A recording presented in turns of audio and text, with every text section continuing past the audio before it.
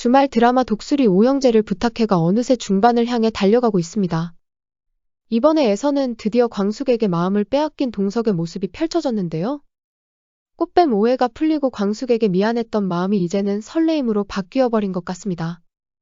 술에 취한 광숙이 동석의 어깨에 기대게 되면서 동석의 잔잔했던 마음속 호수가 아주 요동을 치기 시작한 것 같네요.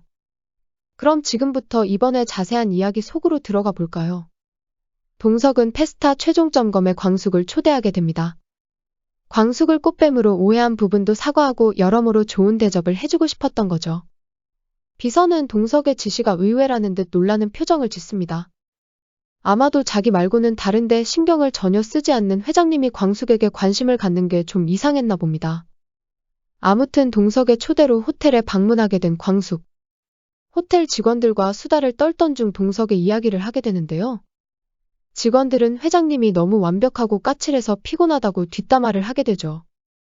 마침 이때 직원들 휴게실을 지나치던 동석이 이들의 수다를 훔쳐듣게 됩니다. 광숙은 동석이 사실은 따뜻한 사람이라며 그의 편을 들어줍니다. 동석은 광숙이 자신의 칭찬을 해주는 걸 보고 순간 가슴이 뭉클해집니다. 그런데 미소가 만연하던 동석의 표정은 얼마 안가 돌처럼 굳어지고 맙니다.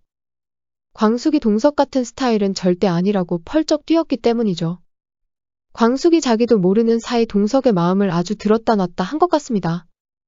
최종 점검 시음의 자리에서 광숙은 또 한 번 크게 취하게 됩니다. 광숙은 그동안 속에 쌓아왔던 말들을 동석 앞에서 토해내게 되는데요. 그리고 꽃뱀으로 몰리게 된 이유도 전부 해명을 하게 되죠. 동석은 잔뜩 취해서 집으로 돌아가는 광숙을 그냥 지나치지 못하고 집까지 태워다 주게 되는데요. 취해서 잠든 광숙은 우연히 동석의 어깨에 기대게 되고 동석은 갑작스러운 스킨십에 가슴이 뛰기 시작하죠. 한편 광숙은 자기 옆에 동석이 있는 줄도 모르고 주실과의 통화에서 동석의 욕을 한 바가지 해주게 됩니다. 동석은 꽐라가 돼버린 광숙 때문에 꽤나 힘겨운 시간을 겪게 되네요. 다음 날 광숙은 자신이 동석의 차를 타고 집에 왔다는 사실을 깨닫게 됩니다. 동석에게 큰 실수를 했다는 생각에 광숙은 새벽같이 호텔로 달려가 사과의 말을 전합니다. 그리고 서로에게 실수를 범했으니 이걸로 퉁치자는 말을 건네게 되죠. 이에 동석은 아주 묘한 답을 해주게 되는데요. 진상은 맞지만 밉상은 아니라는 동석의 플러팅?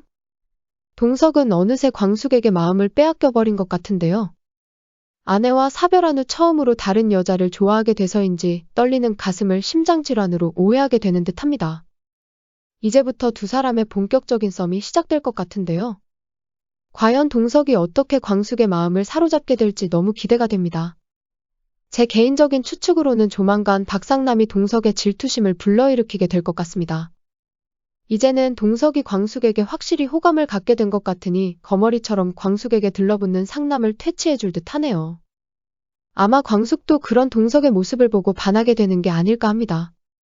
그럼 이제 뒤에서 뭔가를 꾸미고 있는 독고탁의 이야기를 한번 해보도록 할까요? 이번에 독수리 술도가에는 누룩을 빚으러 장인들이 찾아옵니다. 그런데 여기에 비교적 나이가 젊은 새로운 인물도 끼어 있었죠. 왠지 수상쩍어 보이는 게 독고탁이 보낸 스파이가 아닐까 의심이 들었는데요.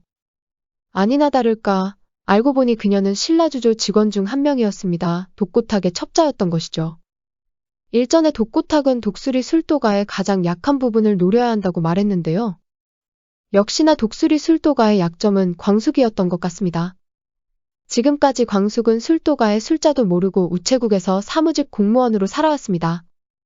술 만드는 주조기술을 배우기 시작한 건 얼마 되지도 않았고 모든 노하우는 장수가 남긴 노트에서 나온 것이었습니다. 결국 광숙이 의지해야 하는 건 전문적인 기술을 갖고 있는 경력직 직원들인데요. 독고탁은 바로 이 부분을 노린 것 같습니다.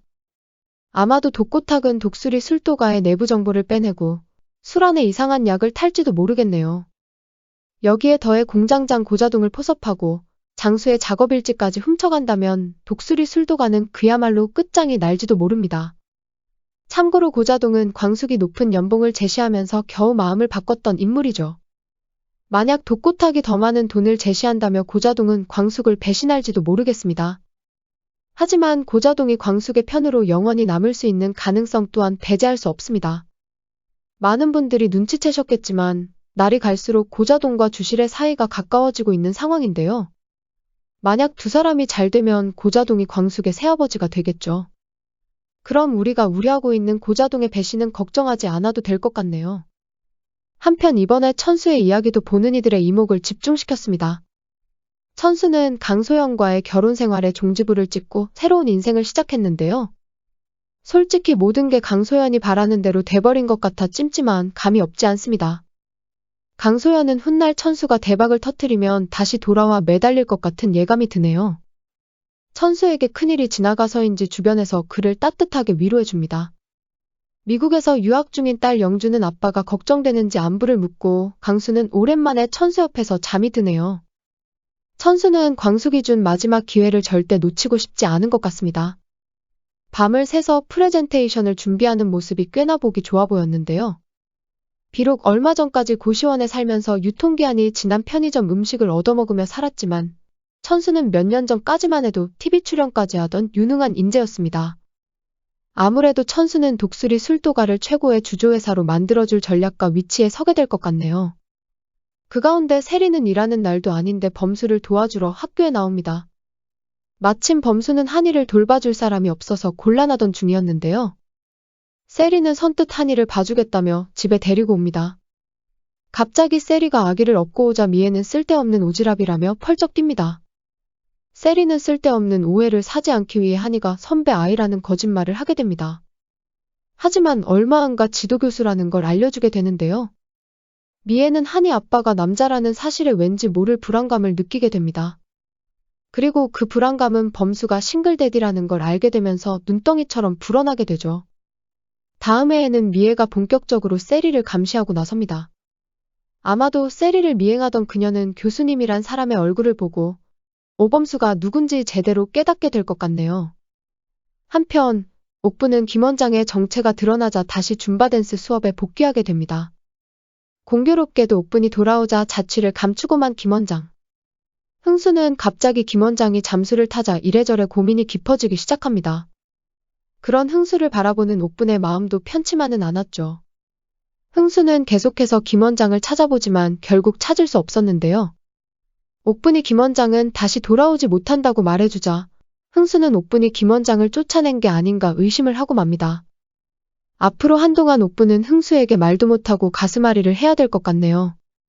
다음 해에는 과연 어떤 이야기가 펼쳐지게 될지 벌써부터 너무 기대가 되네요. 구독과 좋아요 부탁드립니다. 저에게 큰 힘이 됩니다.